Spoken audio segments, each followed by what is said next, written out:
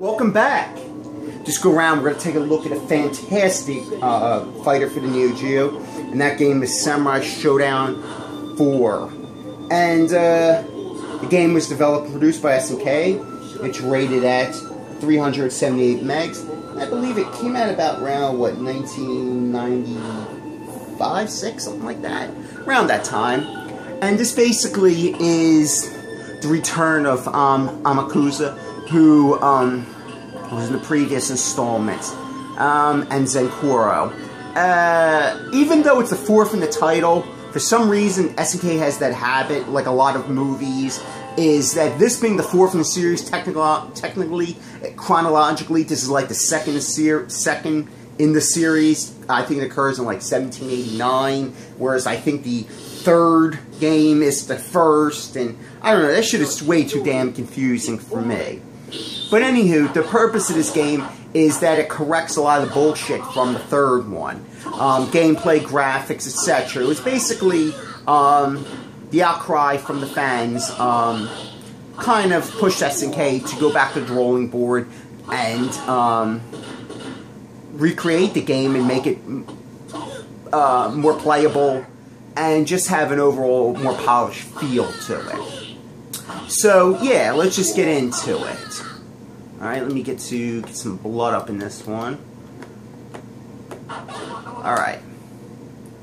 Start. So, no.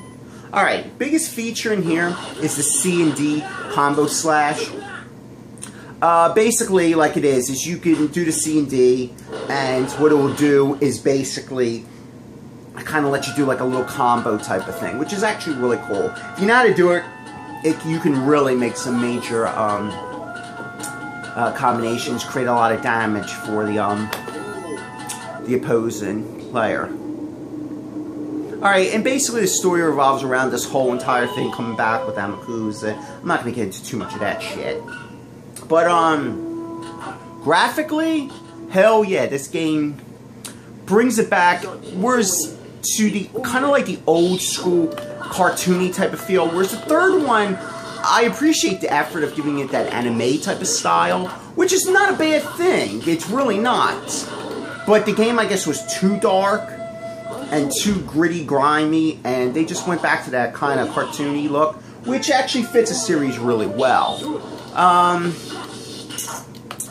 Like I said, new backgrounds. Some of the backgrounds that were in the previous been touched up. Let's say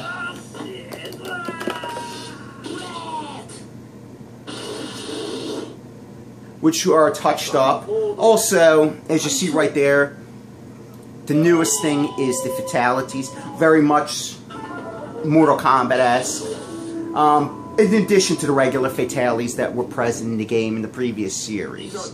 But yeah, a lot of the stages were redone, more color. Like this stage was awesome, but the color in here is much better. And it's just an excellent looking game. Sound-wise,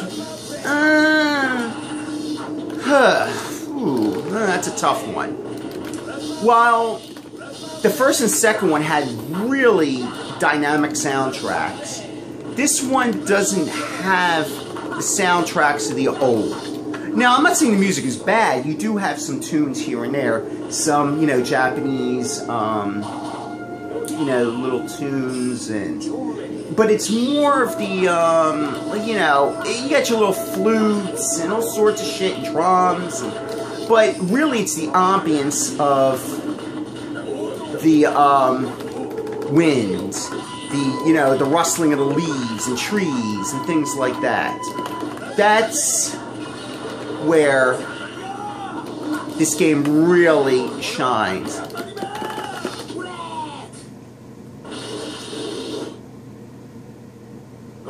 And that you saw as Amakusa comes in, he changes the background. I think he changes it when, if I'm not mistaken, when the person's just about to be killed off, he'll come down. But animation on the characters are just beautiful. Everything moves really well. It's very fluid. Controls are tight.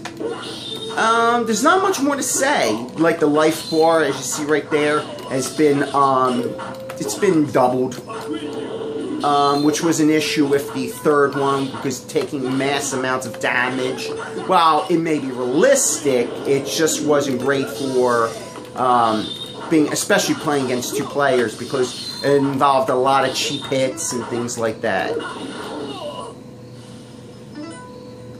Now, this game is available everywhere. I think from the virtual consoles, Samurai Anthology, and the Anthology came to like the PS2, the Wii. Oh man, I don't know where the hell it. Shit, I think even the PSP, if I'm not mistaken. So you can find this game. There's no problem. And do I recommend it? Absolutely. It's an outstanding game. It shows you what SNK was capable of, and they try to create a more refined tournament-style type of game, which is awesome. Only negatives I don't like about this game is a stupid timer at the top. I mean, if you're skilled and all that type of stuff, you can get through whatever, and there's specific times that they have allotted for the particular characters, but I just think it's absolutely annoying to me.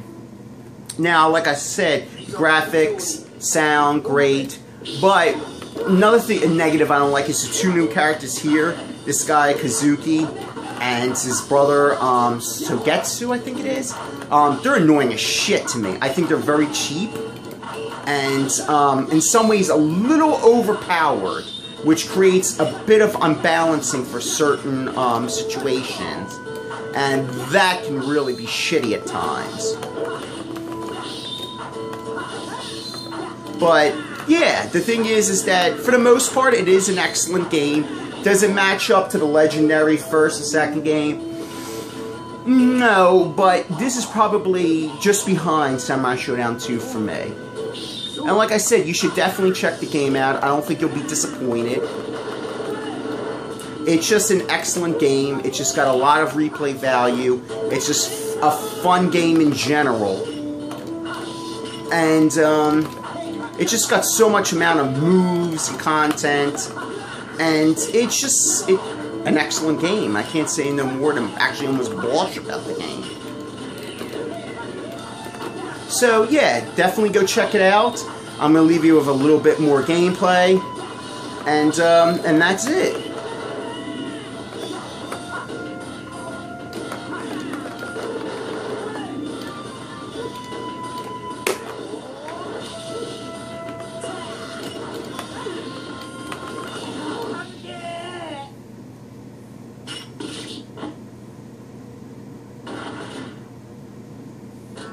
Hey, puppy.